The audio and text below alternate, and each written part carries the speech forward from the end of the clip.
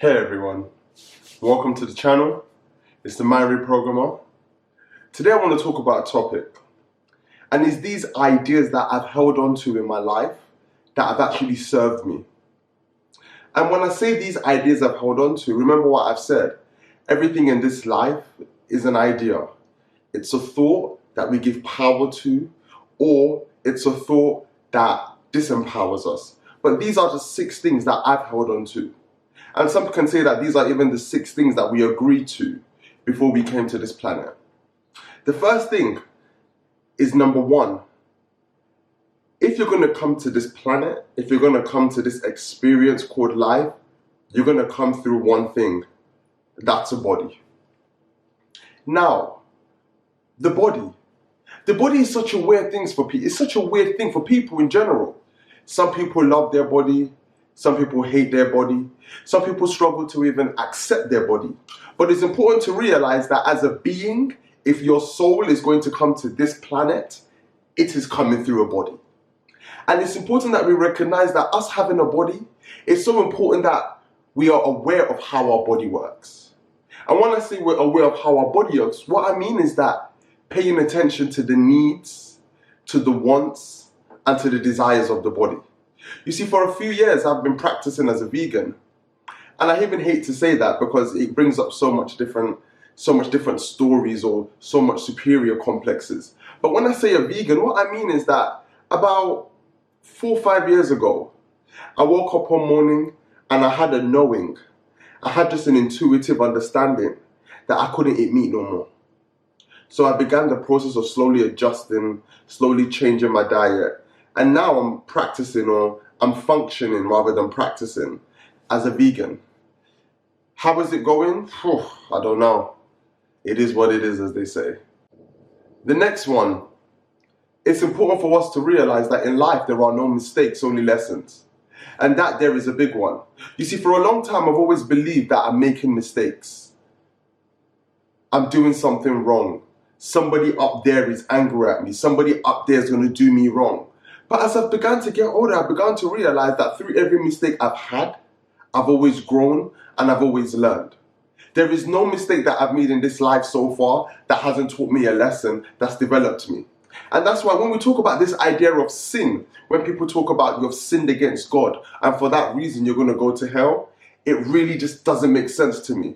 Because how are we supposed to learn? How are we supposed to grow if we don't make mistakes? You see, the only way for you to begin to understand how you can become better or you can start to evolve is through making mistakes. So I'm forever perplexed when people talk about how because you've sinned, now all of a sudden you're going to go to hell and burn forever. I'm sorry. We need to let go of that idea. But at the same time, it's also important to realize that in life, we have come to this planet, we have come to this place, we've come to this, whatever you want to call it, this reality for one thing only. That's to learn lessons. You see, we have to realize that every interaction, every time we meet somebody, every time a situation happens, we have the power to decide how it affects us. You see, we're the one that gets to pick how it's gonna how we're going to make sense of it and how we're going to process it in our brain. You see, if you see every opportunity and every challenge that comes your way in life as an opportunity, as a lesson to grow, as an opportunity to learn and discover yourself, you can then begin to realize that other people are merely mirrors of you. You see, from the existential perspective, there's an idea that this whole entire world is happening in our mind. So if this whole entire world is happening in our mind, if we're to turn the off button off in our brain, there would be no life. So that means that because this world is happening in our mind, that means that every other person that we're seeing and we're interacting with is also a byproduct of our mind. And because they're a byproduct of our mind, that means that other people are merely mirrors of you. So that means that when you really think about it on a weird esoteric way, as they say, there is truly only one source. And there's one vibration. And there's different gradations of that vibrations, but we're all from that same fabric. We're all from that same tone. So if we're all from that same tone, that means that every other person that you're seeing is a different tone of the whole entire nature of reality. Meaning that everybody that you're meeting is simply a mirror. And when I say people are mirrors, what I mean is that if you can begin to see everybody that you meet in life as a mirror, that means that they are able to reflect back to you what you are lacking. They're able to reflect back to you what you need. And they're also able to reflect back to you what it is that you need to continue to grow and learn from. So seeing people as a mirror, my God, it has done so much for me, because all of a sudden you're able to start to develop this compassion for other people, because you start to become aware that everybody's on their journey.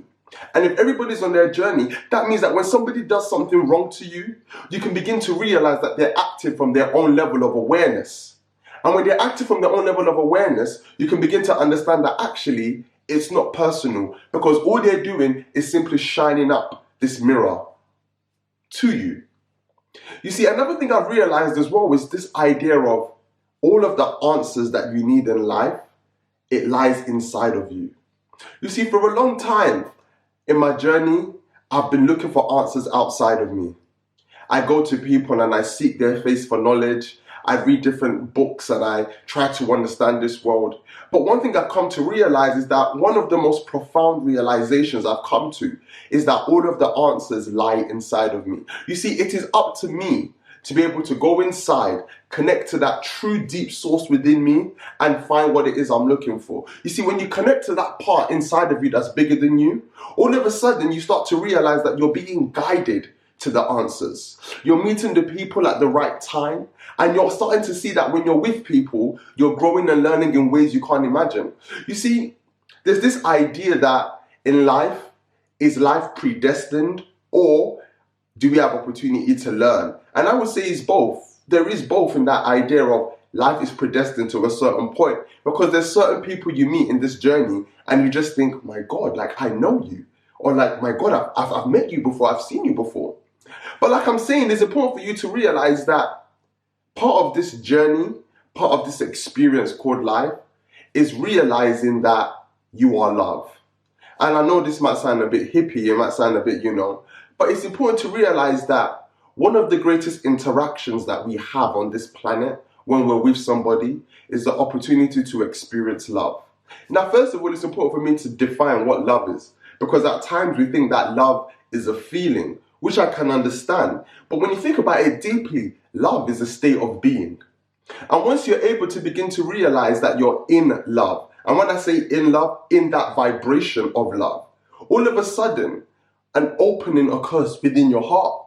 And when that opening occurs within your heart, you begin to just live this life in a whole entire different way. But it's important also to realize as well that another thing that I've realized as well is part of the journey of life is finding faith. Now, one can ask that question, what is faith? And I would say faith is the ability to continue to believe in something even when there's no evidence to back it up or prove it. Now, that may seem quite stupid to some people. How can I believe in something if I can't see it?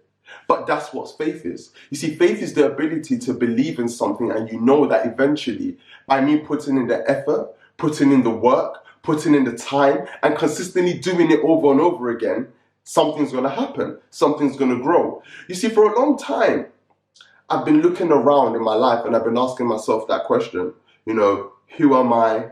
Why am I here? And what is the point of all this stuff that we go through? But the undercurrent of all of those things, the denominator of all of those stuff, is I have faith that I'm going to find those answers. And because I have faith that I'm going to find those answers, you see, faith is kind of like a fan behind me that's spurring me on, and it's pushing me to keep on going, keep on pushing, keep on going.